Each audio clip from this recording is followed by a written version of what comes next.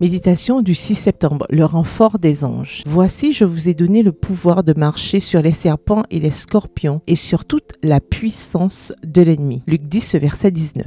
La mission du Christ était d'arracher l'homme, prisonnier de Satan, à la puissance de son grand adversaire. L'homme est naturellement enclin à céder aux tentations de Satan et ne peut lui résister si Jésus, puissant vainqueur, n'habite en lui. Dirigeant ses désirs et lui communiquant sa force, Dieu seul peut limiter le pouvoir d'un si terrible ennemi. Satan sait mieux que les chrétiens quelle puissance ils peuvent avoir contre lui s'ils se reposent sur Jésus. En effet, s'il demande au grand vainqueur de le secourir, le plus faible disciple du Christ peut résister à Satan et à toute son armée. Satan appellera à son aide des légions d'anges pour s'opposer, Satan appellera à son aide des légions d'anges pour s'opposer au progrès même d'une seule âme et mettra tout en œuvre pour l'arracher aux mains de Jésus-Christ. Si elle fait appel au mérite du sang du Christ et persévère, notre Sauveur écoute la fervente prière de la foi et envoie à son tour pour la délivrer des anges plus puissants encore. Satan ne peut supporter qu'on ait recours à son céleste rival, car il tremble devant sa majesté. À l'ouïe de la prière fervente,